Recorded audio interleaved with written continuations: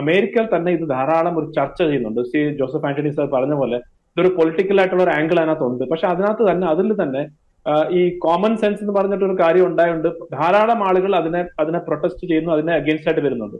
And പലരും actually ഇനി ഒരു 3.5 വർഷം, ഒരു 3 വർഷം എങ്ങനെ ഇതിനെ സഹിച്ച് മുന്നോട്ട് കൊണ്ടുപോകാം എന്നുള്ള രീതിയിലേക്ക് വെയിറ്റ് ചെയ്യുക. അതാണ് എനിക്കൊന്ന് യൂറോപ്യൻ യൂണിയന്റെ ഒരു ലൈൻ. അതുകൊണ്ടാണ് അവർ ഇപ്പൊ തൽക്കാലത്തേക്ക് ഡൊണാൾഡ് ട്രംപ് എന്താ പറഞ്ഞ് എവിടെ സൈൻ ചെയ്യണം അങ്ങനെയൊക്കെ രീതിയിലേക്ക് അവർ പോകുന്നുണ്ട്. കാരണം നാറ്റോ അവർക്ക് ആവശ്യമാണ്. ഡൊണാൾഡ് ട്രംപ് പറഞ്ഞു ഞാനൊന്നും പ്രൊട്ടക്ട് ഒന്നും ചെയ്യാൻ പോകുന്നില്ല എന്ന് പറഞ്ഞു. സഡൻലി സെലൻസ്കി റിയലൈസ് ചെയ്തു അദ്ദേഹത്തിന് ഒരു മിസൈലും ഒന്നും കിട്ടാൻ പോകുന്നില്ല എന്നൊക്കെ ഉള്ള രീതിയിൽ പറഞ്ഞു. അപ്പൊ അങ്ങനെയുള്ള ഒരു കംപ്ലീറ്റ്ലി അൺപ്രഡിക്റ്റബിൾ ആയിട്ടുള്ള ഒരു നേതാവ് ഇപ്പൊ അദ്ദേഹം ചെയ്തെന്ന് വെച്ച് കഴിഞ്ഞാൽ നോക്കൂ, ഒരു സമയത്ത് അമേരിക്കയുടെ ഏറ്റവും വലിയ പോളിസി ആയിരുന്നു ചൈനയെ ഐസൊലേറ്റ് ചെയ്യാന്ന്, റഷ്യയെ ഐസൊലേറ്റ് ചെയ്യാന്ന്. ഏറ്റവും വലിയൊരു പോളിസി ആയിരുന്നു. ഇൻഫാക്ട് എനിക്ക് ഓർമ്മയുണ്ട് കോവിഡ് സമയത്ത് അദ്ദേഹം ഇതിന് ചൈനീസ് വൈറസ് എന്നാണ് ആദ്യം ഡൊണാൾഡ് ട്രംപ് പറഞ്ഞത്. അദ്ദേഹം ചൈനയെ തന്നെ കമ്മ്യൂണിസ്റ്റ് പാർട്ടി ഓഫ് ചൈന എന്നായിരുന്നു അദ്ദേഹം അഡ്രസ് ചെയ്തുകൊണ്ടിരുന്നത്. അതായത് അവിടുത്തെ ആ പാർട്ടിക്ക് അഗേൻസ്റ്റ് ആയിരുന്നു അദ്ദേഹത്തിന്റെ കംപ്ലീറ്റ് ടാർഗറ്റ്. പക്ഷെ അതൊക്കെ മാറി ഇപ്പം ചൈനയെ ഐസൊലേറ്റ് ചെയ്യാൻ നടന്ന ആള്, റഷ്യയെ ഐസൊലേറ്റ് ചെയ്യാൻ നടന്ന ആള് ഇന്ന് നോക്കൂ ലോകത്ത് അമേരിക്കയാണ് ആക്ച്വലി പറഞ്ഞ ഐസൊലേറ്റഡ്. നേരത്തെ പറഞ്ഞ പോലെ പല രാജ്യങ്ങളിൽ നിന്നും അദ്ദേഹം അമേരിക്ക ഐസൊലേറ്റ് ചെയ്യാൻ വളരെ സക്സസ്ഫുൾ ആയിട്ട് സക്സീഡ് ചെയ്തെന്ന്. ഇപ്പൊ നോക്കൂ, ജപ്പാൻ ഒരു കാരണവശാലും ഒരിക്കലും അമേരിക്കയുമായിട്ട് ഇത്ര ഒരു ഡിഫറൻസ് വരാൻ പാടില്ലായിരുന്നു, പക്ഷെ അത് വന്നു. ഓസ്ട്രേലിയയിലെ പ്രൈം മിനിസ്റ്റർ പല ദിവസങ്ങളിലായിട്ട് അപ്പോയിന്റ്മെന്റ് ചോദിച്ചിട്ട് ഇതൊരു അപ്പോയിന്റ്മെന്റ് പോലും കൊടുത്തിട്ടില്ലെന്നാണ് പറയുന്നത്.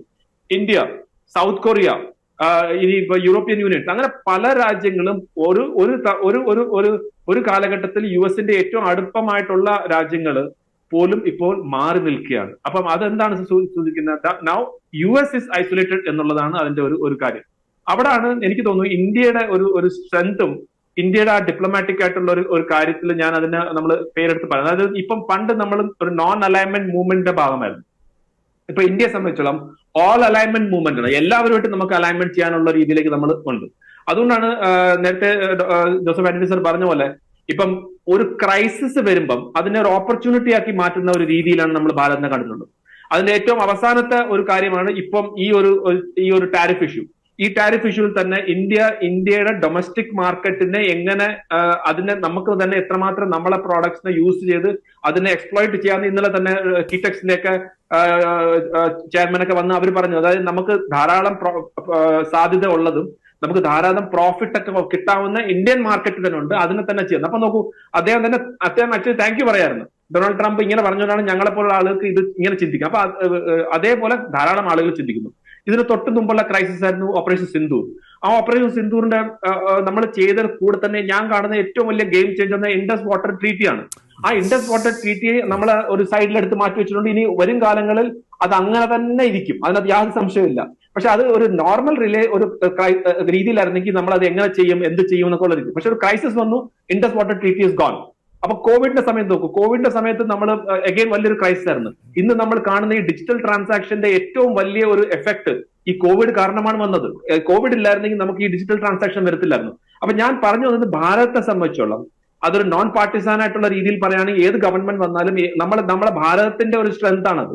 അതായത് ഇവിടെ ISROയിൽ ക്രയോജനിക് എഞ്ചിൻ തരത്തില്ല എന്ന് പറഞ്ഞ അമേരിക്കയ്ക്ക് നമ്മൾ കാണിച്ചു കൊടുത്ത് എങ്ങനെയാണ് $300 ബില്യൺ അല്ലെങ്കിൽ അവിടുത്തെ ഒരു ഹോളിവുഡ് മൂവിയുടെ ഒരു റേറ്റിൽ നമ്മൾ ഇവിടുന്ന് സാറ്റലൈറ്റ് ഒക്കെ വിടാനുള്ള ഒരു രീതിയിൽ നമ്മൾ കാണിച്ചു. അതെന്തുകൊണ്ടാണ് നമുക്ക് അവിടെ അത് നിഷേധിച്ചിട്ടുണ്ട്. അപ്പൊ എനിക്ക് തോന്നുന്നു ഇപ്പോഴും ഈ ടാരിഫിന്റെ ഇഷ്യൂല് ഡൊണാൾഡ് ട്രംപ് ഇനി എത്ര പെട്ടെന്ന് അത് മാറുന്നു എന്നുള്ളത് നമുക്ക് വരും ദിവസങ്ങളിൽ കാണാം. ബിക്കോസ് ടോട്ടലി അൺപ്രഡിക്റ്റബിൾ ആണ്.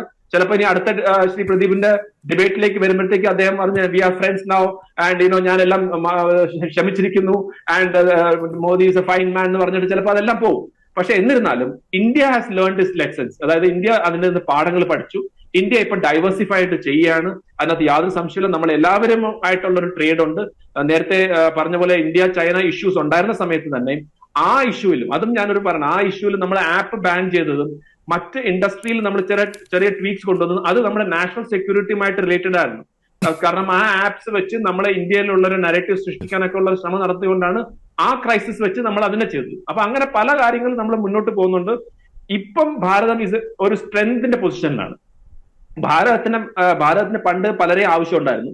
ഇന്നും പലരെയും ഭാരതത്തിന് ആവശ്യമുണ്ട്. പക്ഷെ ഭാരതത്തിനെയും ഇന്ന് പലർക്കും ആവശ്യമുണ്ട്. അതുകൊണ്ടാണ് ജപ്പാൻ ഇന്ത്യ ഇപ്പൊ ഒരു $10 ട്രില്യൺ അടുത്ത 10 വർഷത്തിന്റെ ഒരു യെൻ. ഒരു ഒരു ഒരു ഇത് വരുന്നു. അപ്പൊ നോക്കൂ, ഇന്ന് ഇത്രയും വലിയ ക്രൈസിസ് നടന്നപ്പോഴും ഇന്ത്യയെ സംബന്ധിച്ചിടത്തോളം വലിയ രീതിയിലുള്ള റിപ്പൾസ് ഒന്നും നടന്നിട്ടില്ല. ഇപ്പൊ മാർക്കറ്റ് ആയാലും ശരി, അതൊരു വലിയ രീതിയിലുള്ള ഡൗൺ ഗ്രേഡിലോട്ട് അങ്ങനൊന്നും പോയിട്ടില്ല. വലിയ രീതിയിലേക്കുള്ള ഒരു ഇൻവെസ്റ്റ്മെന്റ് വലിയ പോകുന്നോ അങ്ങനൊന്നുള്ള രീതിയിലേക്കൊന്നും ഇതുവരെ ഒന്നും അങ്ങനത്തെ ഒരു കാര്യം വന്നിട്ടില്ല. ഇന്നത് ലേറ്റസ്റ്റ് ഫസ്റ്റ് ക്വാർട്ടറിന്റെ നമ്മളെ 7.8% ആണ് നമ്മളെ GDP ഗ്രോത്ത് കാണിക്കുന്നത്. അഫ്കോഴ്സ് അത് ചിലപ്പോൾ ഇനി വരും ദിവസങ്ങളിൽ ഇതിന്റെയൊക്കെ ഇമ്പാക്ട് വരും, അതിനകത്ത് സംശയമില്ല. പക്ഷെ ആ ഇമ്പാക്ട് എടുക്കാൻ ശേഷിയുള്ള ഒരു എക്കോണമിയായി ഇന്ത്യ മാറിയിട്ടുണ്ട്. പക്ഷെ ഓവറോൾ ഇന്ന് ഞാൻ കാണുന്നത് ഈ ഒരു ക്രൈസിസ് ഇന്ത്യ ഒരു ഓപ്പർച്യൂണിറ്റി ആയിട്ട് തന്നെ എടുക്കുകയാണ്. ഡൊമസ്റ്റിക് മാർക്കറ്റിനെ ഇംപ്രൂവ് ചെയ്യുക, GST നോർമലൈസേഷനും മറ്റു കാര്യങ്ങളൊക്കെ ചെയ്ത് ആ രീതിയിലേക്കുള്ള ഒരു റിഫോം കൊണ്ടുവരിക. ധാരാളം എക്കണോമിസ്റ്റ് എപ്പോഴും പറയാറ് ഇന്ത്യക്ക് റിഫോംസിന് നെക്സ്റ്റ് സ്റ്റേജ് ഓഫ് റിഫോംസ് കൊണ്ടുവരാനുള്ള സമയമായി.